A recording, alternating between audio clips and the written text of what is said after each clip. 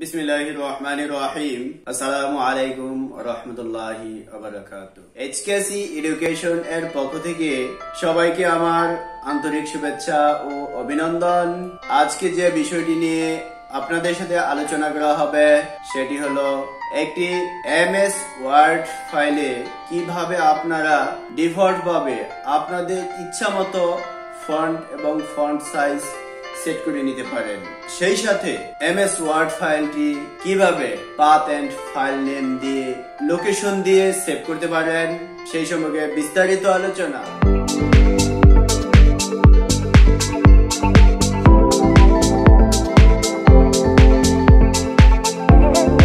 অনেক ক্ষেত্রে কম্পিউটারে দেখবেন এইখানে ইংলিশ একটা ফন্ট সেট করা থাকে এবং ফন্ট সাইজ 11 থাকে, তবে আপনারা ফন্ট নেম এবং ফন্ট সাইজ কিভাবে ডিফল্ট আপনাদের ইচ্ছা মতো সেট করে নিতে পারেন সেই বিষয়ে ভিডিওটি না টেনে ধৈর্য সহকারে পুরোপুরি দেখুন। তো আর দেরি না করে চলে যাব সরাসরি মূল ভিডিওতে। Let's go start this video. তাহলে আমি একটা এইরকম এমএস ওয়ার্ড ফাইলকে ওপেন করলাম। ওপেন করার পর আমার এখানে দেখেন আছে টনি বাংলা এমজে এবং ফন্ট সাইজ 14।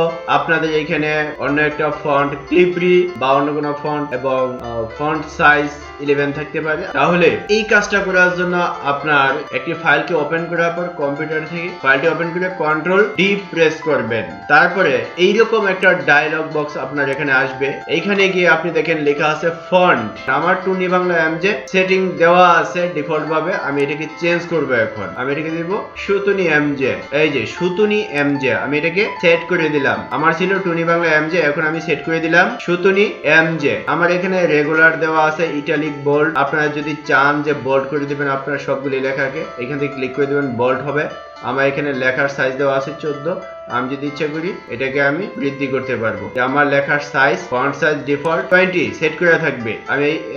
আমি এই অপশনগুলি এইখান থেকে সেট করে দিলাম। তারপর set as default. Set as ডিফল্টে গিয়ে আমরা এখানে দুইটা অপশন আছে, all documents based on the normal template, এটা আমরা ক্লিক করে দিব। তারপরে ওকে। দেখেন এখন যদি আমি এই ফাইল থেকে বেরিয়ে যাই তাহলে আবার যখন ওপেন করবো দেখবেন এইরকমই চলে আসবে। আমি ফাইলটা ক্লোজ করে দিই, ডোন্ট সেভ। এখন একটি নিউ ফাইল ওপেন করব। দেখুন আমি যখন ফাইলটি এখন ওপেন করলাম আমার সুতুনি এমজে এবং ফন্ট সাইজ 20 কিন্তু অটোমেটিক আছে। আর লেখাটা আমার সবসময় বোল্ডই থাকবে। এইরকম একটা বোল্ড আছে। আমি যদি ইচ্ছে করি সিলেক্ট করে কন্ট্রোল বি দিলে আমার আনবোল্ড হয়ে যাবে। ওকে, তাহলে এইভাবে আপনারা এই সেটিংটা করে নিতে পারেন। তারপরে যে অপশনটি আছে, এই যে ফাইলটা আমি ক্রিয়েট করলাম, আমি অন্য একটা ফাইল থেকে নিয়ে আসি। আমার এখানে সাধারণত একটা পেজের সামান্য 2টা ওয়ার্ড লেখা আছে। এখানে আমি আর একটু বেশি লেখা দেখাইতে চাইতেছি, সেজন্য আমি এখান থেকে কিছু লেখাকে কপি করে নিচ্ছি এবং এইখানে আমি এটাকে পেস্ট করে দিব। এইরকম আমার এখানে 4টা পেজ হয়ে গেছে। এখন আমি যে কাজটি করব, আমার এই ফাইলটা কোথায় সেভ হবে বা আমি কিভাবে সহজে বের করতে পারবো সেই লোকেশনটা দিয়ে দিব। এটা হেডার ফুটার থেকে ইনসার্ট মেনুতে যাওয়ার পর আমি যাব হেডার অথবা ফুটার, যে কোনো অংশে। আমি ফুটার অংশে গেলাম, ফুটারে ক্লিক করে দিব।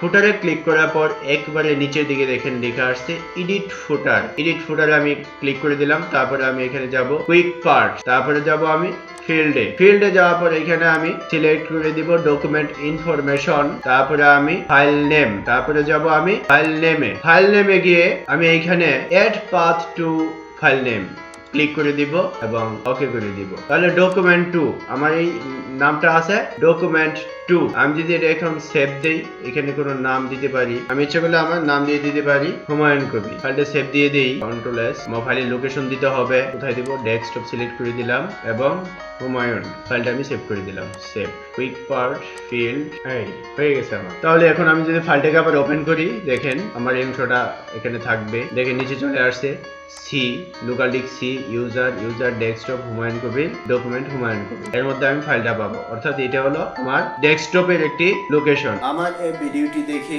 আপনাদের যদি একটু ভালো লেগে থাকে তাহলে প্লিজ আমার এইচকেসি এডুকেশন চ্যানেলটি সাবস্ক্রাইব করে দিন এবং নতুন আপডেটকৃত ভিডিও পাওয়ার জন্য বেল বাটনটি অন করে রাখুন।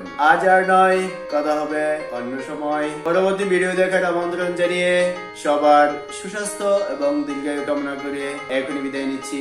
আসসালামু আলাইকুম ওয়া রাহমাতুল্লাহি ওয়া বারাকাতুহু।